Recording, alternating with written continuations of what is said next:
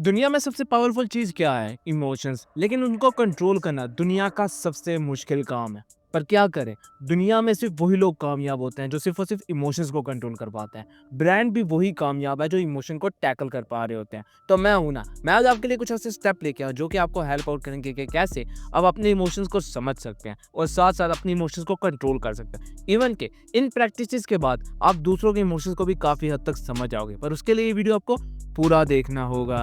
कुछ आमदीद आप लोगों को फिर से एक नई जर्नी में, और आज की जर्नी हमारी बहुत ही ज्यादा इंटरेस्टिंग होने वाली है। वो इसलिए क्योंकि आज की कहानी हमारी रिलेट करिए इमोशन से, दुनिया की सबसे पावरफुल चीज इमोशन से। जैसे जैसे आप इन स्टेप्स को फॉलो अप करते जाओगे, ऑटोमेटिकली आप हर चीज को समझने लगोगे और साथ साथ आपकी एबिलिटी इतनी ज्यादा इनहेंस हो जाएगी कि आप आराम सुकून से अपनी लाइफ को टैकल कर पाओगे। पर याद रहे, उसके लिए ये बहुत ही टफ उस सूरत में हो जाती है जब हम इनको अपनी पर्सनल लाइफ की बजाय लोगों की लाइफ में अप्लाई करते हुए देखना चाहते हैं। अपनी लाइफ में पहले करें, बाद में दूसरों की लाइफ में करें। जैसे ही आप इनको समझ आएंगे, ऑटोमेटिकली आप ग्रेट पर्सनैलिटी बन जाएंगे। पर याद रहे, ब्रांड भी वही कामयाब होते हैं जो लोगों की इमोशन के साथ अपनी फीलिंग, अपने प्रोडक्ट को कनेक्ट कर पाते हैं। वही ब्रांड हमेशा कामयाब हुए हैं जो लोगों के इमोशंस को समझते आ रहे हैं। तो आज की वीडियो बहुत ही ज्यादा इंटरेस्टिंग होने वाली है। अगर आपको मेरा कंटेंट वैल्यूएबल लगेगा तो आपको पता है आपने क्या करना है। एक तो आपने मेरे चैनल को सब्सक्राइब करना, दूसरा मेरी वीडियो को लाइक करना, तीसरा एक कमेंट भी कर दीजिएगा और अपने कुछ दोस्त के साथ शेयर लाजमी करिएगा जो कि इमोशंस में बहुत ही ज्यादा वीक है और वो चाहता है कि इमोशंस को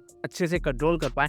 उसके लिए ये वीडियो काफी ज्यादा बेनिफिशियल होने वाला है। तो चलिए कहानी का बकायदा आगाज करते हैं। पहली चीज है रेड ब्लू सिस्टम। ये बहुत ही कमाल का सिस्टम है। इस सिस्टम में आपने अपने पास एक तो टैग लाइन रखनी होती है, एक रेड वाली, एक ब्लू वाली। अब ये क्या करती है, रेड वाली जो है ना वो आपके एंग्री इमोशंस को प्रेजेंट कर रही होती है और ब्लू वाली आपके काम इमोशंस को। जब भी आपके इमोशंस चेंज होंगे तो आप अपने इमोशंस के हिसाब से लाइनिंग यूज करेंगे।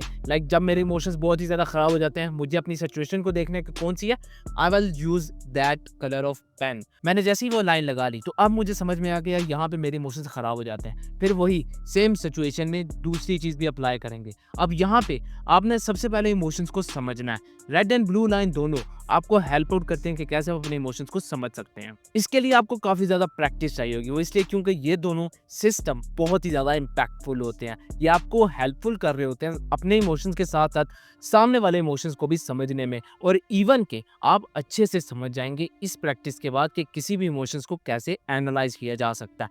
There are no neutral emotion in any person. बस दो इमोशंस होते हैं, या वो काम रहता है या वो गर्मा गर्म मसाले की तरह तला हुआ रहता है। अगर आप समझते हैं कि तीसरा कोई इमोशंस है या उसको आप कोई कलर प्रेजेंट करना चाहते हैं तो आप मुझे कमेंट बॉक्स में लाजमी बताइएगा। नेक्स्ट चीज़ है स्मेल एंड चॉरिंग। ये बहुत ही कमाल की चीज़ है। ये अब हमें ऐसे कहती है कि आपने अपने आप को समझाना है और अब जब भी आपको इमोशंस आएगा ना, आपने एक बेहतरीन किस्म का ना फीलिंग को महसूस करना। मुझे एंगर इमोशंस आया तो मैं क्या करूँगा, एक लंबी सांस खींचूंगा एंड उसको रिलीज करूँगा। अब यहाँ पे इमोशंस मेरे खुद के कंट्रोल में होंगे। मैंने अपने इमोशंस को बोला कि एक लंबी सांस खींचो और देन उसको रिलीज करो।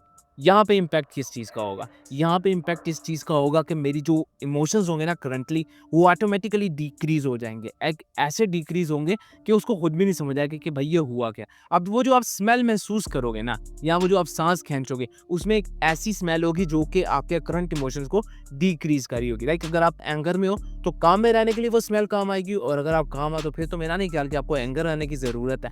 बहुत सारे लोग समझते हैं कि anger is most important thing, लेकिन ये सिर्फ उसी सूरत में होता है जब इंसान को अकेला रहना होता है। पता है क्यों? इमोशंस प्रेजेंट करना बहुत ही ज़्यादा ज़रूरी है, और एंग्री इमोशंस तो बहुत ही ज़्यादा, क्योंकि ये अंदर ही अंदर इंसान को मारता है। लेकिन सबके सामने मत करें, किसी ऐसी जगह पे प्रेजेंट करें जहाँ पे आप हो और आपके साथ आपकी तन्हाई हो। वहाँ पे ही सिर्फ आपके एंग्री इमोशंस आपको हेल्प करते हैं कि कैसे आप अपने आप को स्ट्रोंग बना सकते हैं। नेक्स्ट चीज़ है टाइम डिस्ट्रॉइंग हैक। अब ये कहता है कि आपने अपने इमोशंस को 90 सेकंड के लिए कंट्रोल करना है। इंसानी इमोशंस जो है ना, सिर्फ और सिर्फ 90 सेकंड के लिए आता है। 90 सेकंड के बाद वो डिक्रीज हो जाता है या ख़त्म हो जाता है सिरे से। अगर आपको नहीं यकीन तो आप अपने आप को एनालाइज करिएगा। जब भी आपको एंगर आएगा ना, वो एंगर सिर्फ और सिर्फ 90 सेकंड के लिए होगा, इससे ज़्यादा नहीं। 1 मिनट 30 सेकंड के बाद वो एंगर आपकी लाइफ से बिल्कुल ऐसे गायब हो जाएगा जैसे पहले कभी था ही नहीं। अगर आप उस वक्त अपने इमोशंस को कंट्रोल कर पाए तो ग्रेट है, और अगर नहीं करेंगे तो आप उस वक्त कुछ गलत डिसीजन ले लेंगे।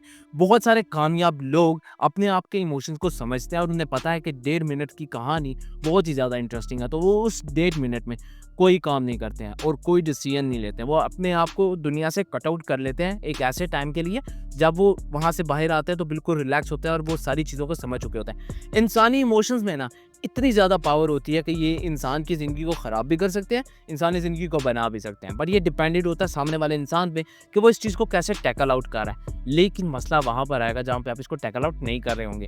टैकल आउट करने के लिए हम कहानी किसी और वीडियो में आपके साथ शेयर करेंगे, लेकिन यहाँ पे आपके साथ जो चीज़ शेयर कर रहे हैं वो है red and blue line system. Next is the third person script. ये बहुत ही इंटरेस्टिंग है, पता है क्यों? क्योंकि यहाँ पे आपको पता है कि इमोशंस कैसे होते हैं। इमोशंस बहुत ज़्यादा ख़राब होते हैं और इंसान है उसके पास सिर्फ और सिर्फ एक पर्सनैलिटी होती है। अब यहाँ पे आपने दूसरी पर्सनैलिटी जनरेट करनी है जो कि आपको हेल्प आउट करेगी कि कैसे आप अपने आप को काम रख सकते हैं। लाइक सामने वाले इंसान की वजह से आपको गुस्सा आ रहा है, लेकिन वहाँ पे कोई तीसरा इंसान नहीं है, तो आपके अंदर एक ऐसा इंसान है जो आपको हेल्प आउट करेगा कि यार खैर है, ये होता रहता सिस्टम है, ये पार्ट ऑफ लाइफ है, इसको आहिस्ता आहिस्ता करके हम अपनी ज़िंदगी से निकाल सकते हैं। वो आपको हेल्प आउट करता है कि कैसे आप अपने इमोशंस को कंट्रोल कर सकते हो। वो आपको उस वक्त कुछ ऐसी चीज़ें बता रहा होता है जो कि आपको कोई और इंसान नहीं बता रहा होता। फिर आप उसको देखते हैं, समझते हैं और कहते हैं यार चल ठीक है, अब मैं अपने इमोशंस को कंट्रोल कर लेता हूँ, समझ जाता हूँ और आहिस्ता आहिस्ता करके इसको मज़ीद बेहतर बना देता हूँ। लेकिन अगर आप ये नहीं कर पाएंगे तो आपको पता है क्या होगा,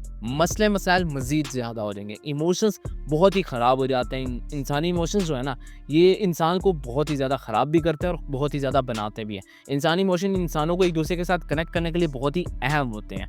इसके लिए हम किसी और वीडियो में आपके साथ वैल्यूएबल डेटा शेयर करेंगे जो कि आपको हेल्प आउट करेगा कि कैसे आप ब्रांड्स की इमोशंस को समझकर अपने आप को मज़ीद बेहतर बना सकते हैं। क्योंकि दे स्टडी अलॉट और हम लोग सिर्फ उस स्टडी का फ़ायदा उठाने वाले हैं और स्टडी का फ़ायदा उठा के आपके साथ जो भी टेक्निक शेयर की जाएगी वो बहुत ही ज़्यादा इंटरेस्टिंग होगी, क्योंकि they study a lot, they read a lot और हम लोग सिर्फ और सिर्फ डेटा शेयर करने वाले हैं आपके साथ। Next is the tactical surrender. Surrender की कहानी का तो आपको पता है कि भाईजान जब भी इमोशंस आते हैं आप अपनी बात को मानो और अपने आप को सरेंडर कर दो। सरेंडर की कहानी ये होती है कि आपने अपनी गलती को माना और अपने आप को सज़ा के हक में लिए मान लिया। लेकिन यहाँ पे इमोशंस के साथ इसका कनेक्शन कैसे?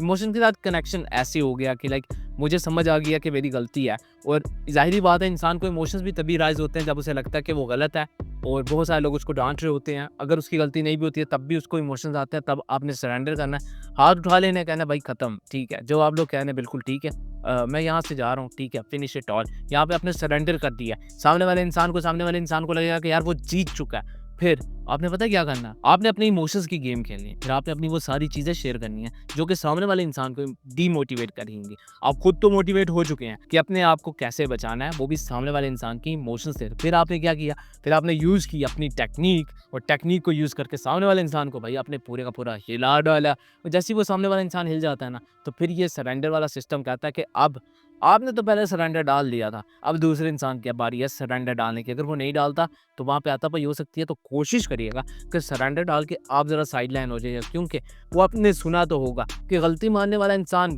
कहीं ज़्यादा बड़ा होता है। अगर आप गलती मान जाते हैं तो ठीक है, और अगर सामने वाला इंसान आपको माफ़ कर दे तो इट्स ओके, नहीं करेगा तो आपके अंदर से एक ऐसा इमोशन डिलीट हो जाएगा जो कि आपको वैल्यू प्रोवाइड कर रहा होता है। लाइक मगरूर वाला इमोशन, वो इंसानी ज़िंदगी से ख़त्म हो जाता है। वो कहता है यार बस that's the end of my story, अब की कहानी और नेक्स्ट जर्नी हमारी काफ़ी ज़्यादा चेंज हो जाएगी। लास्ट चीज़ है इमोशंस ऑटोपाइसिस। ये कहता है कि अपने इमोशंस को कंट्रोल करें, एक ऐसे इमोशंस के साथ जहाँ पे आप और आपके अपने इमोशंस। इंसानी ज़िंदगी को समझने के लिए इमोशंस की बहुत ही ज़्यादा वैल्यू है। ये स्टेप भी यही कहता है कि इंसानी ज़िंदगी जो इमोशंस है ना, ये ऑटो पायलट मोड पे होते हैं। ये कभी भी आते हैं, कभी भी चले जाते हैं। सिर्फ इंसान ही है जो इसको कंट्रोल कर पाते हैं। अगर आप समझते हैं कभी इनको कंट्रोल नहीं कर पा रहे हैं तो आपको इसके लिए प्रैक्टिस करनी होगी। आपको कुछ मेडिटेशन करनी होगी, मेडिटेशन के साथ कुछ एक्सरसाइजेस करनी होगी, कुछ एक्सरसाइजेस के साथ कुछ थिंकिंग एबिलिटी इन्हांस करनी होगी। वो इसलिए क्योंकि अगर आप इनको इन्हांस करेंगे तो आपकी लाइफ और भी ज़्यादा मज़ीद बेहतर हो जाएगी।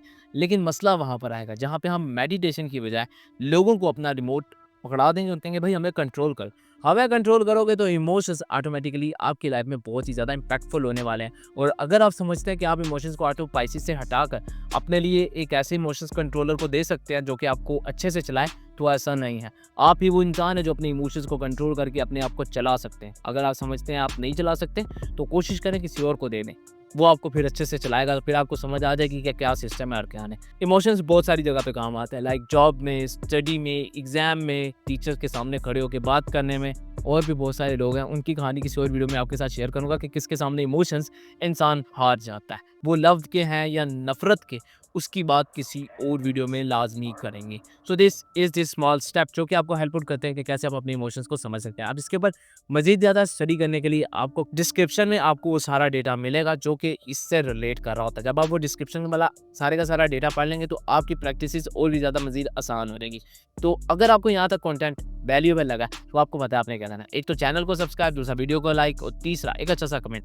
हो सके तो अपने एक फ्रेंड के साथ शेयर भी कर दीजिएगा जो कि इमोशंस को समझना चाहता है। So this is the stories of today's, I will catch you in the next